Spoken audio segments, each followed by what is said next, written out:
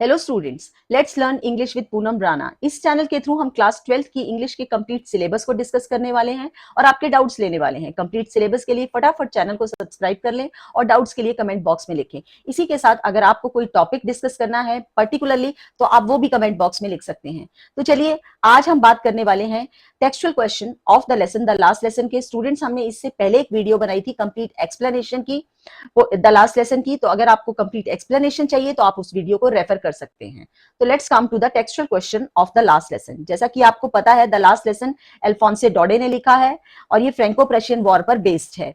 तो स्टूडेंट्स, इस लेसन में अल्फोंसे डोडे ने जो है वो इंपॉर्टेंस ऑफ लैंग्वेज को हाईलाइट किया है। कुछ क्वेश्चंस इसके बॉक्सेस में गिवन है, तो हम पहले उन क्वेश्चंस को डिस्कस कर लेते हैं क्योंकि एग्जामिनेशन पॉइंट ऑफ व्यू से वो क्वेश्चंस भी काफी इंपॉर्टेंट है। ये देखिए, think as you read, these are the question given in the box. तो फर्स्ट क्वेश्चन हम ले लेते हैं, what was Franz expected to be prepared with for school that day. कि उस दिन फ्रांस को जो है वो किस चीज के लिए प्रिपेयर होकर जाना था। Students, France has to be prepared for the participles that day because his teacher M. Hamel has given homework of participles. Sadly, France को उसके बारे में कुछ नहीं पता था। तो इन शॉर्ट अगर हम लिखें तो हम ये कह सकते हैं कि इसका आंसर होगा that he has to prepare on the participles, कि उसको participles पर प्रिपेयर होकर जाना था। ये शॉर्ट में हो गया, you can explain it. Next question है, What did France notice that was unusual about the school that day? कि उस दिन फ्रांस ने ऐसा क्या नोटिस किया जो कि अनयूजुअल था। Students, usually there was great hustle and bustle in the school. Hustle and bustle means बहुत सारा शोर शराबा, but that day was as quite as Sunday morning. Students were sitting on their class very quietly and M. Hamel was teaching very patiently. So that was unusual for him. मतलब unusual का मतलब होता है which is not usual और which is not normal. अक्सर बाकी के दिनों में जब वो लेट हो जाता था तो वो देखता था कि काफी ज्यादा क्लासरूम में शोर होता था और उसके टीचर एम हेमल जो है, जिनके हाथ में उनका रूलर होता था और वो उस रूलर से स्टूडेंट्स को चुप करवाने की कोशिश करते थे। But that day it was as quite as Sunday morning. लेकिन उस दिन क्लासरूम ऐसे क्वाइट था जैसे कि बिल्कुल संडे मॉर्निंग की तरह, as quite as Sunday morning. आप इसको लिख देंगे, ये बिल्कुल मेन पॉइंट है आंसर का और आप इसको फर्दर एक्सप्लेन कर सकते हैं कि कैसे इतना ज्यादा क्वाइट था, as quite as Sunday morning. Next question students, that is what had been put up in the bulletin board. Bulletin board पर कुछ ऐसा लिखा था, there was a crowd on the bulletin board, लेकिन France was getting late for the school. वो school के लिए late हो रहा था, so he did not stop there. उसको लगा कि कुछ स्पेशल लिखा हुआ है और वो जानता था कि समथिंग बैड वाज देयर, लेकिन एग्जैक्टली क्या लिखा था he was not aware about. Generally black board पर या बुलेटिन बोर्ड पर ये लिखा जाता था कि वहां पर कौन से ड्राफ्ट्स होंगे, कौन सी बैटल्स होंगी और कौन से ऑर्डर्स होंगे कमांडिंग ऑफिसर्स के। What had been put up on the bulletin board. तो जनरली बुलेटिन बोर्ड पर जो है वो लिखा जाता था drafts, orders and lost battles, और लॉस बैटल्स की डिस्क्रिप्शन होती थी बुलेटिन बोर्ड पर। ठीक है, लेकिन उस दिन एग्जैक्टली क्या लिखा था, Franz was not aware because he was getting late for school, so he did not stop there, इसलिए वो वहां पर नहीं रुका। चलिए नेक्स्ट पेज पे आ जाते हैं और नेक्स्ट पेज के जो है वो हम टेक्सचुअल क्वेश्चंस को देख लेते हैं। ये देखिए, you can see that students there are two questions which are given here at the end. आप देख सकते हैं यहाँ पर दो क्वेश्चंस हैं जो कि ये लिखे हुए हैं। The first question is what changes did the order from Berlin cause in school that day. कि उस दिन क्या चेंजेस आए। स्टूडेंट्स, चेंजेस तो बहुत सारे आए उस दिन। सबसे पहले एम हैमल जो था वो बहुत ही सीरियसली अपनी क्लास को ले रहे थे। सेकेंडली, हम ये कह सकते हैं M Hamel was taking his class seriously.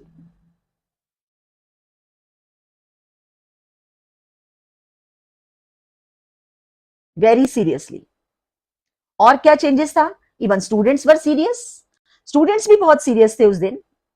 और सबसे इंपॉर्टेंट, स्टूडेंट्स वर सीरियस और उसके साथ क्या हो रहा था, दैट इज वेरी इंपॉर्टेंट। एक और चीज थी, ये सेकंड पॉइंट हो गया। Third point, villagers were sitting at the back benches. Villagers were sitting on the back benches. Villagers जो थे वो बैक बेंचेस पर बैठे हुए थे। और भी बहुत सारे चेंजेस थे स्टूडेंट्स, लेकिन प्राइमरीली आप ये लिख सकते हैं, इसके साथ आप ये लिख सकते हैं कि even small children were also sitting in the classroom, everybody was very serious that day, class was as quite as Sunday morning. तो सब कुछ बहुत सीरियस था, बहुत ग्रेव था। These were the changes did the order from Berlin cause in the school that day. Students, next question is how did Franz feeling about M Hamel and school change? क्यों change हुई, कैसे change हुई? When he heard the order, जब उसको order का पता लगा, when he came to know that it was the last day of French language, अचानक ही उसकी फीलिंग्स स्कूल के लिए और एम हैमल के लिए एकदम से चेंज हो गई। When he know the order, जब उसको ऑर्डर के बारे में पता चला तो एकदम से उसकी फीलिंग्स जो थी एम हैमल के लिए और स्कूल के लिए चेंज हो गई। ड्यू टू ऑर्डर, हम थोड़ा सिंप्लीफाइड करके लिख देते हैं that due to order. Then he understood, तब उसको ये बात समझ आ गई that he lost the opportunity of learning the language. He understood the importance of language. He understood the importance of teacher. तो obviously उसकी feelings एम हैमल के लिए और उसकी feeling language के लिए change हो गई। चलिए पेज टर्न कर लेते हैं students. Now the next page and this is the last page. ये last page है understanding the text.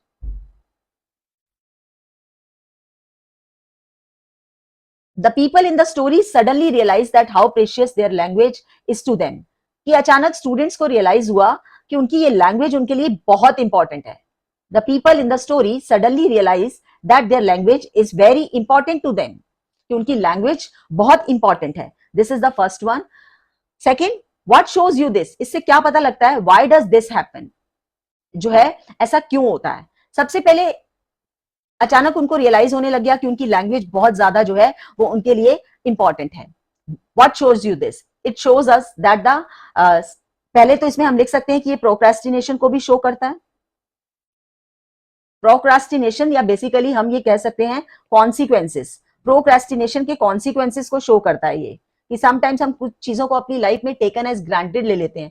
Taken as granted लेने का मतलब है हम उनको बहुत इजी ले लेते हैं कि ये चीज तो हमेशा हमारे पास रहेगी और हम इसको कभी नहीं लूज करते। But what happens suddenly one day we realise that we have lost it, कि हमने उस चीज को खो दिया है। तो एक ये बात हमें यहाँ से समझ आती है।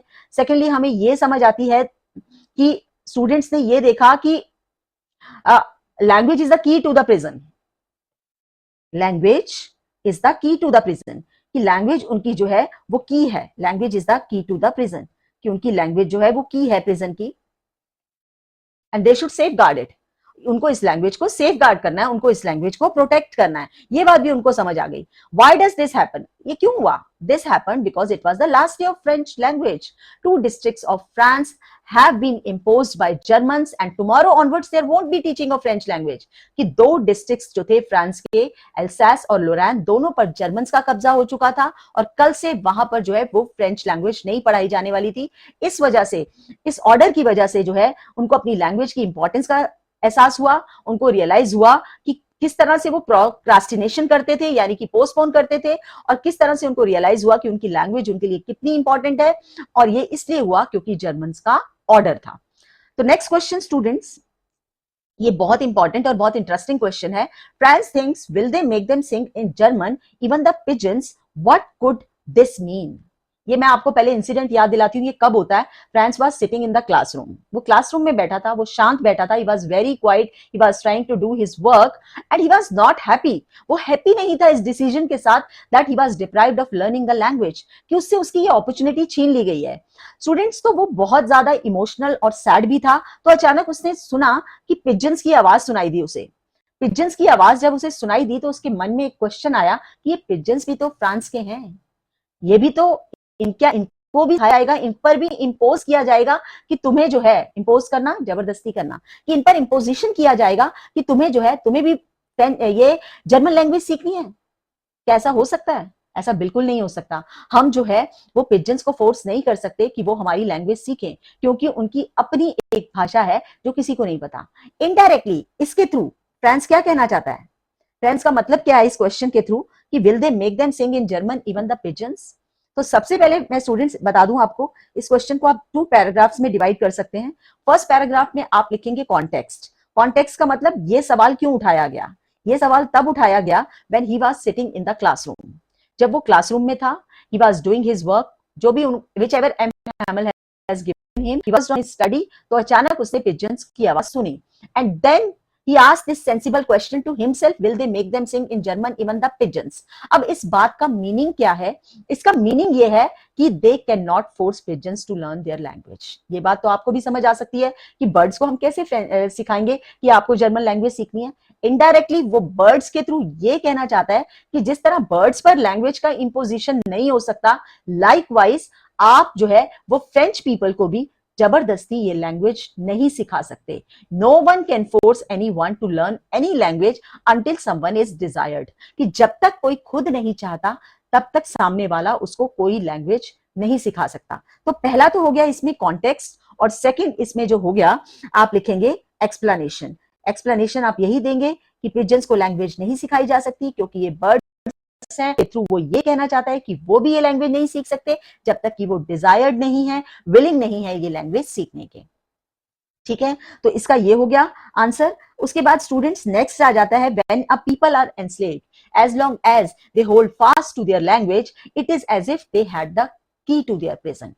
इस क्वेश्चन ये मैं आपको पहला एपिसोड बता दूं, ये कब होता है? ये तब होता है जब students were sitting in the classroom and M Hamel was teaching them about the importance of the language. M Hamel उनको लैंग्वेज की इंपॉर्टेंस सिखा रहे थे, एंड ड्यूरिंग दैट स्टडीज, इसके दौरान एम हैमल ने उनको ये भी सिखाया कि जब कोई कंट्री एनस्लेव्ड होती है, ठीक है ना, अगर उस कंट्री के सिटीजन्स या उस कंट्री के नेटिव्स अपनी लैंग्वेज पर कमांड करते हैं तो वो अपनी कंट्री को जो है वो स्लेवरी से बचा सकते हैं। They can fight together, they can unite together, they can express together and they can raise their voice together. वो इकट्ठे मिलकर लड़ सकते हैं, इकट्ठे मिलकर जो है वो अपनी आवाज उठा सकते हैं और एक आपस में एकता बना सकते हैं, यूनाइट रह सकते हैं, क्योंकि लैंग्वेज जो है वो की टू द प्रिजन है। लैंग्वेज उनकी जो है वो आजादी की चाबी है या फिर उनके जेल की चाबी है। ठीक है, इसमें इंपॉर्टेंस ऑफ लैंग्वेज को बताया गया है और बेनिफिट्स ऑफ लैंग्वेज को बताया गया है। इंपॉर्टेंस ऑफ लैंग्वेज कैसे? इंपॉर्टेंस ऑफ लैंग्वेज है, ये देखिए, importance of language, language is the key to the prison. Language, French language is very important language, it is logical language, it is beautiful language. जो भी France ने जो है, जो भी एम हैमल ने फ्रांस को जो है वो लैंग्वेज की इंपॉर्टेंस के बारे में बताया। एक तो हम यहाँ पर इंपॉर्टेंस ऑफ लैंग्वेज को हाईलाइट करेंगे और बताएंगे कि किस तरह से लैंग्वेज जो है वो की टू द प्रिजन है, बिकॉज लैंग्वेज यूनाइट करती है।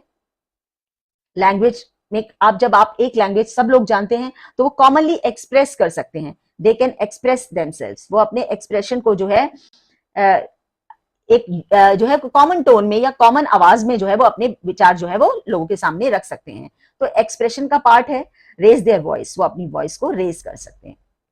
तो ये लैंग्वेज जो है वो उनके लिए इंपॉर्टेंट है। तो इस क्वेश्चन के, ये लॉन्ग क्वेश्चन है, 2 पार्ट्स हैं। स्टूडेंट्स, मैं सजेस्ट करूंगी कि लॉन्ग क्वेश्चन को आप हमेशा बिगनिंग ऑफ द क्वेश्चन में या तो क्वेश्चन से अटैच करें या एट द एंड अटैच करें।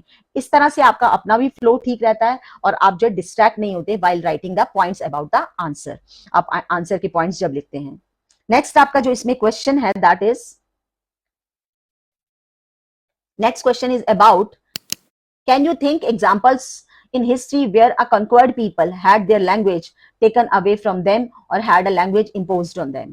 तो आप इसमें लिख सकते हैं, जर्मनी का लिख सकते हैं या फिर जो है वो और कंट्रीज का लिख सकते हैं जिन्होंने जो है वो लैंग्वेज को जो है इम्पोज करने से जो है मना कर दिया। एक्चुअली लैंग्वेज जो है वो हमारी आइडेंटिटी है। ब्रिटिशर्स ने इंडिया पर 200 ईयर्स राज किया, लेकिन उन्होंने हमारे पर लैंग्वेज का इंपोजिशन नहीं किया। अगर लैंग्वेज का इंपोजिशन होता तो शायद हम कितने और साल जो है वो गुलामी में होते, स्लेवरी में होते। But in spite of that उन्होंने जो है वो हमारे पास हमारी लैंग्वेज थी, ये बेनिफिट था। 200 साल उन्होंने हम पर राज किया, बट हमारे पास हमारी लैंग्वेज थी, ये हमारा बेनिफिट था, और इस वजह से जो है हम अपने आप को यूनाइट कर पाए, एक्सप्रेस कर पाए और अपनी वॉइस को रेज कर पाए।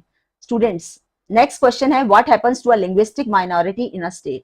किसी स्टेट में कोई माइनॉरिटी जो है वो लिंग्विस्टिक माइनॉरिटी जो है अगर कोई होती है, जहाँ पे कम लैंग्वेज, जहाँ मतलब कंट्री में लोग कम हैं और वो लोग पर्टिकुलर एक लैंग्वेज बोलते हैं, तो उसे लिंग्विस्टिक माइनॉरिटी में लेंगे। तो ये है Punjabis in Bangalore, Tamilians in Mumbai, that is Gujaratis in Kolkata. तो ये सब जो है एक एक्सप्रेशन करना है कि ऑब्वियसली जब आप एक पंजाबीज बैंगलोर में जाएंगे तो उनकी लैंग्वेज को कोई नहीं पहचानेगा, they can not speak their own language to make other people understand, तो वो दूसरों को अपनी लैंग्वेज में नहीं सिखा सकते, तो एक्सप्रेशन वहां पर जो है वो बहुत मुश्किल हो जाता है। इस केस में या तो हमें इंग्लिश आती हो या फिर हमें उनकी लैंग्वेज आती हो तो कर सकते हैं, अदरवाइज पर्सन हेल्पलेस होता है, अपने पॉइंट्स को एक्सप्लेन नहीं कर पाता। नेक्स्ट आपका क्वेश्चन है, is it possible to carry pride in one's language too far? Yes, we can carry pride in our language. ये एक्चुअली थीम को हाईलाइट करता है, लिंग्विस्टिक शोविनिज्म। ये लिंग्विस्टिक शोविनिज्म की थीम को हाईलाइट कर रहा है ये पॉइंट। लिंग्विस्टिक शोविनिज्म थीम भी है लेसन की, और लिंग्विस्टिक शोविनिज्म जो है वो ये एक बहुत इंपॉर्टेंट पॉइंट भी है। लिंग्विस्टिक शोविनिज्म का मतलब taking pride in one's language too far. ये जर्मन्स का प्राइड ही था अपनी लैंग्वेज के लेकर कि उन्होंने जो है वो फ्रेंच पीपल पर इम्पोज कर दिया। उन्होंने ये कहा कि you can not speak your French language, you have to speak this German language, कि आपको ये जर्मन लैंग्वेज बोलनी है। तो ये एक उनका जो है वो लिंग्विस्टिक शोविनिज्म था, ये एक प्राइड था जो कि उन्होंने कैरी फॉरवर्ड किया। अपनी लैंग्वेज के प्राइड को हम कैरी फॉरवर्ड कर सकते हैं, इसमें कोई गलत बात नहीं है। That if I know Hindi and Hindi is my mother tongue, it is my language of pride, but students I can not impose anyone, मैं किसी को इम्पोज नहीं कर सकती। तो ये एक तरह का एक्सप्लोरेटरी क्वेश्चन है जिसमें आप अपना स्टैंड ले सकते हैं, आप अपना पॉइंट ऑफ व्यू एक्सप्रेस कर सकते हैं। तो यही नेक्स्ट क्वेश्चन भी ये हो गया, do you know what linguistic chauvinism means? Linguistic chauvinism का मतलब क्या होता है? लिंग्विस्टिक शोविनिज्म का मतलब होता है taking pride in one's language. ये लिखा भी हुआ है, taking pride in one's language, ये आपके पास लिखा हुआ है, प्राइड इन वंस लैंग्वेज, ये लिंग्विस्टिक शोविनिज्म है। तो स्टूडेंट्स ये थे आपके textual questions of the lesson, the last lesson. Textual questions examination point of view से बहुत इंपॉर्टेंट है स्टूडेंट्स। तो आई होप आपको समझ आया होगा। आप अपने डाउट्स कमेंट बॉक्स में लिखें। अगर आप किसी टॉपिक को डिस्कस करना चाहते हैं तो हम उस पर एक एक्स्ट्रा वीडियो बनाएंगे। तो हमारे चैनल को सब्सक्राइब करें और जो है वो लाइक, कमेंट और शेयर करें। Thank you.